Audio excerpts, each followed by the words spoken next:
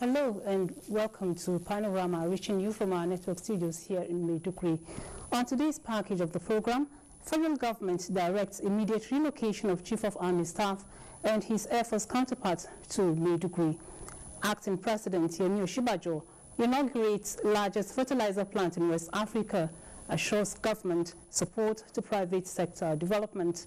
Plus, northern states governors and traditional rulers brainstorm towards tackling kidnapping in circle of communal clashes in the region. That's the outlook on the program today. I am Lami Ali.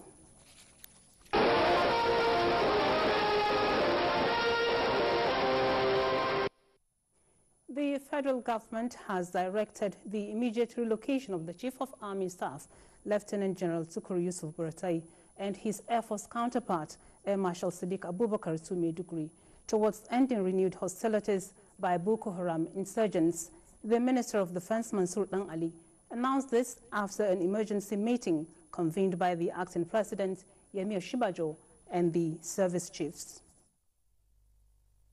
We agreed that they should move back to the command center again and stay and see what are the things happening there toward regaining back our areas, and we ensure that all these ambushes that are happening regularly will be stopped henceforth. We have also agreed that we should get more surveillance devices, cameras, that will be able to see distant attackers coming to the position of our troops.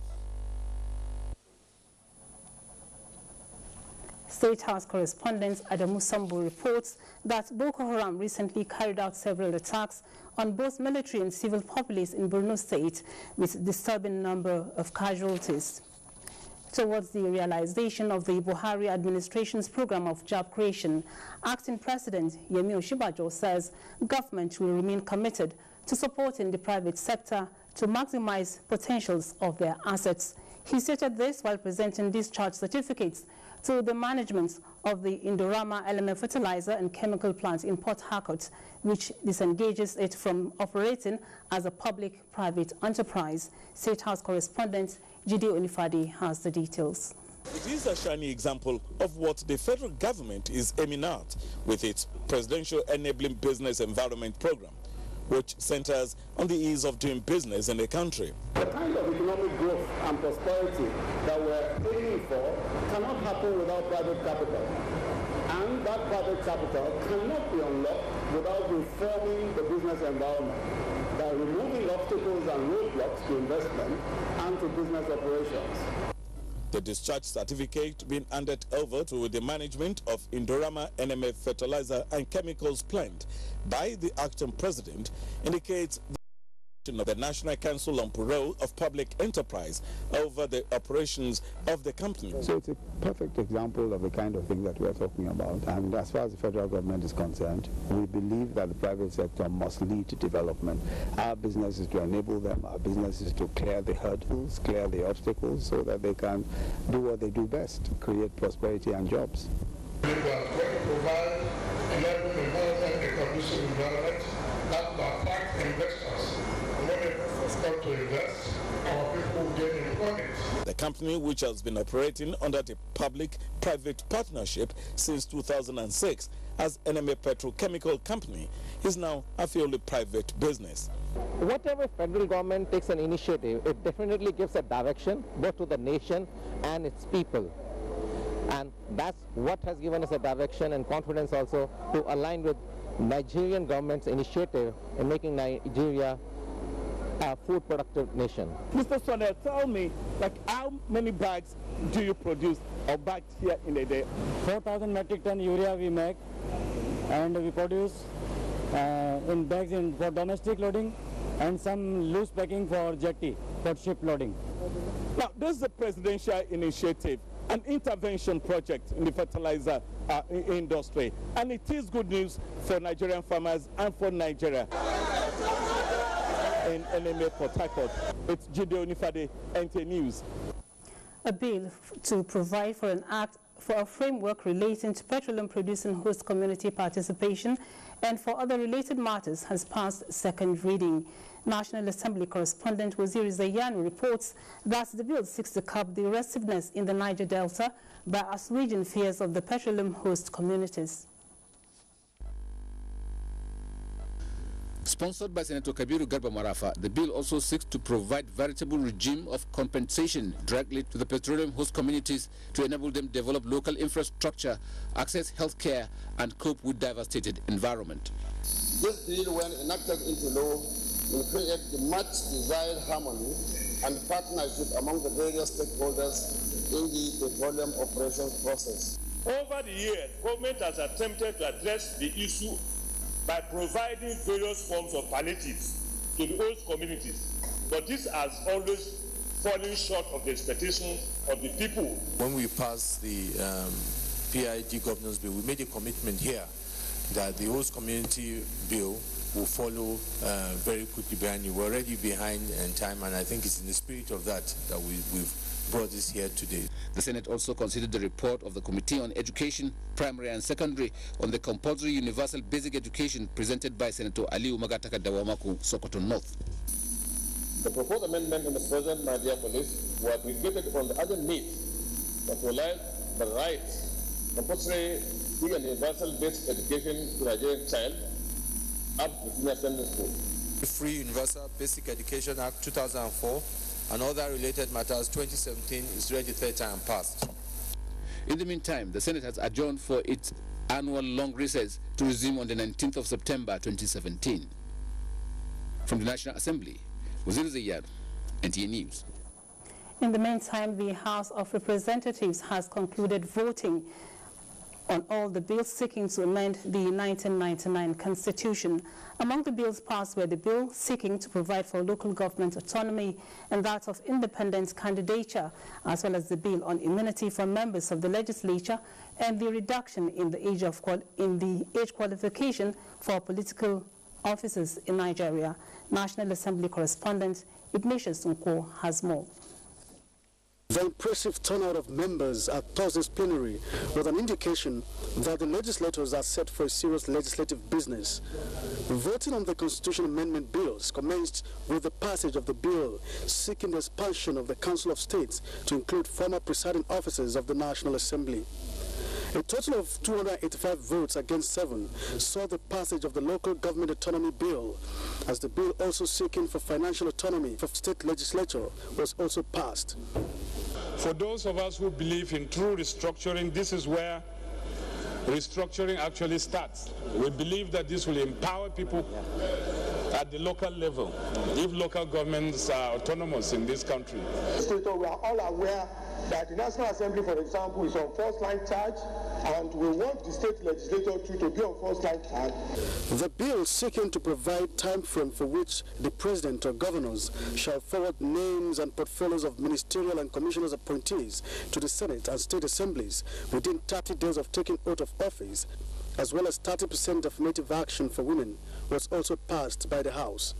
Shortly before commencement of vote on the bill that seeks to reduce age qualification for political offices, members were seen carrying placards in solidarity with the youth bill.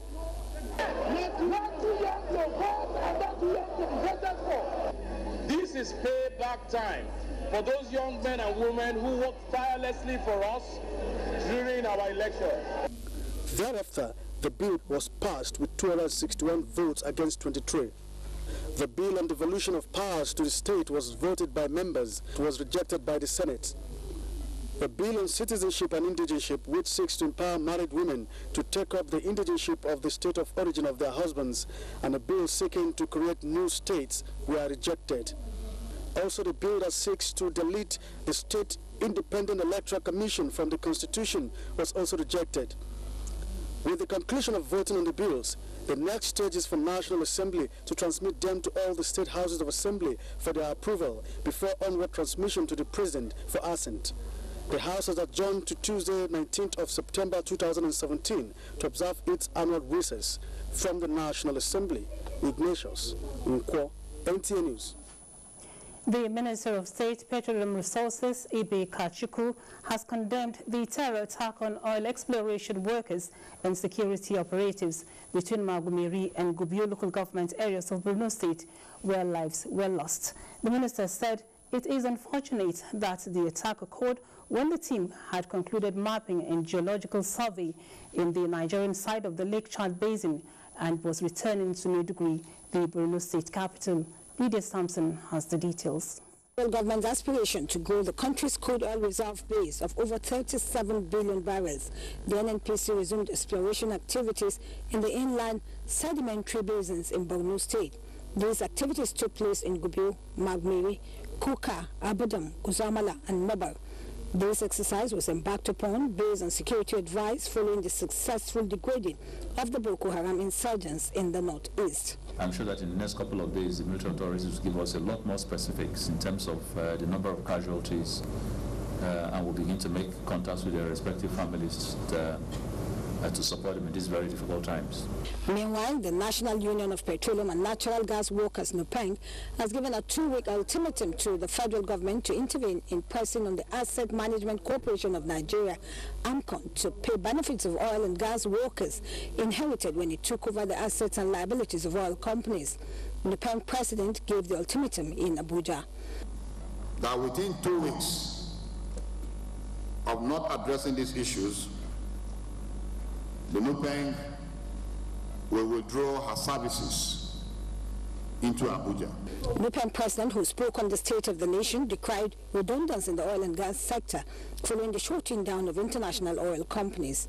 In Abuja, Lydia Sampson, NTA News. Tackling the prevalence of kidnapping and endless cycle of communal clashes in the north dominated discussions at the meeting of the northern governors with traditional rulers of the region held at the council chambers of Government House, Kaduna. Muhammad Umar Ajingi reports.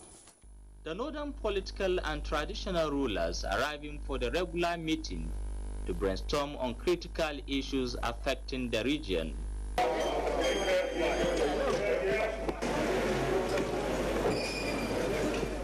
Some of the challenges brought to fore are the threat of kidnapping, agitation for secession and hate speeches.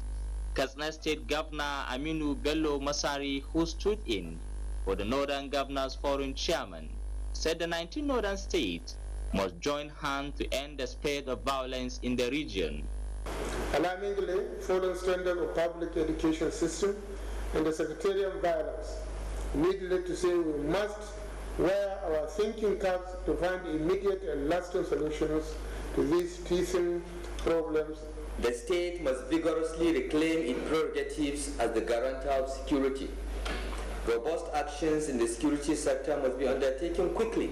The Sultan of Sokoto, Muhammad Saad Abubakar, was of the view that paying special attention to education, eradication of poverty, and preaching the authentic message of the holy books remains key in sustaining peaceful coexistence among the diverse people of Nigeria.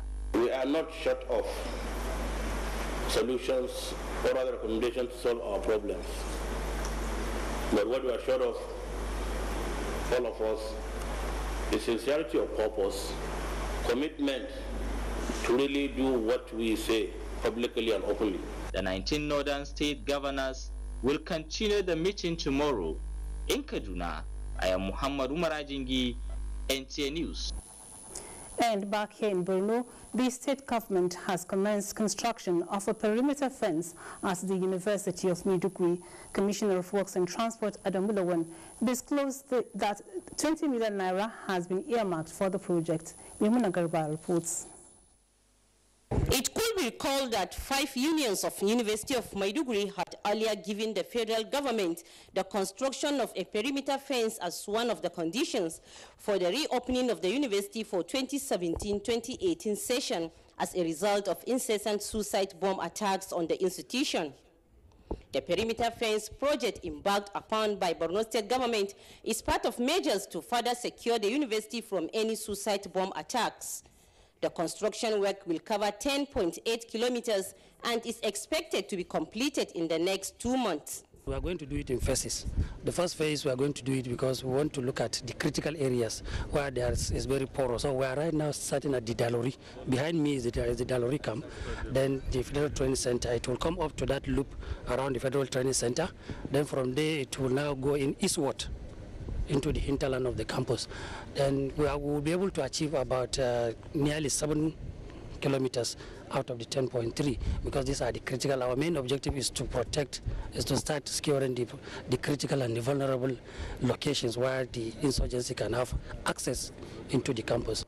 The state government has also commenced rehabilitation of one of the federal roads in the state, Maiduguri-Damboa Road, where work is currently going on from Borno Express Junction up to Delwa Village. In Maiduguri, Maimuna Garba, NTA News.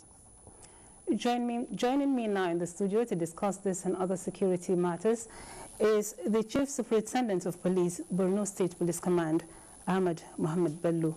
You're welcome on the program. Thank you. Now, in the past couple of weeks, we've witnessed some security breaches at some locations, especially on the outskirts of the metropolis. Now, we want you to tell us what additional measures have the police adopted to arrest the situation. Well, I would like to take us a little bit backward. The Command Commissioner of Police, Mr. Damian Chukwu, reported at the command precisely August last year. And no sooner than he settled down, he, directed a committee to at least come up with a neat assessment of the command. And we realized that the command was then suffering from acute shortage of manpower. And at the end of the day, the findings of the committee was forwarded to the Inspector General of Police, and at the end of the day, approval was given. So far, 3,000 members of the conventional police, those who are on general duty, have so far been posted to the command. This is in addition to other technical units, like the striking force of the police, the mobile personnel. We have 15 units on ground. And beside the mobile police also, 10 sniffer dogs were deployed to the command, and accordingly, about 5 of them were posted to University of Maiduguri, and the other 5 around the area of Muna Garage. Because virtually these are the areas that we've been having challenges, most prone to attack by members of the Boko Haram terrorist organization. Virtually, these are some of the few steps that have been taken to address the situation. All right, you've mentioned the recent deployments made by the High Command of the Police to Maiduguri. Now, can you give us an estimate of the strength of the police right now in Borno State, and equipment too that had been deployed recently, to counter the security breaches that we've been witnessing? Thank you very much, because we are all aware of the fact that the state is facing quite a number of crimes and criminalities, and there is no way that police officers are going to be posted to the command without equipment to work with. The present strength of the command is about 8,462. That is beside the 15 units of the mobile that were posted to the command. And in addition to the mobile, we also have the counter-terrorist units, the 10 sniffer dogs that I mentioned. These are aside the 8,000 plus number that I've just mentioned.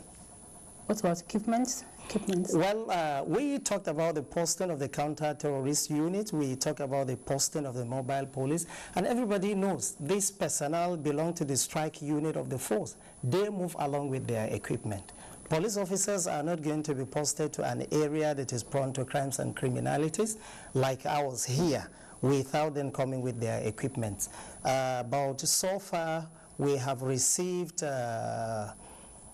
about 8 APCs within the last 30 days. Beside the APCs also, we have received about 19 soft skin vehicles. These are all meant to complement effort of the officers who are posted to the command. Now, we believe that crime fighting is everybody's business. How would you describe the public response to general crime fighting within Maiduguri metropolis? Yeah, one of the agenda of the present Inspector General of Police is the issue of community policy. And you cannot fight crime without active participation of members of the community. We believe in partnership and networking. We also have units such as the PCRC, Police Community Relations Committee. We also have the Eminence Persons Forum.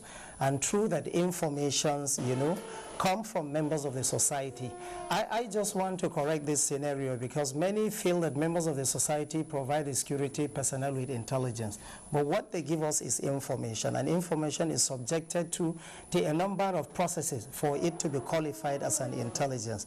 So the PCRC, the Eminence Persons Forum, medium through which information from the police gets to the community, and we also get to know what is happening on the part of the community members. Right. You mentioned the police community relations and then the Elders Forum.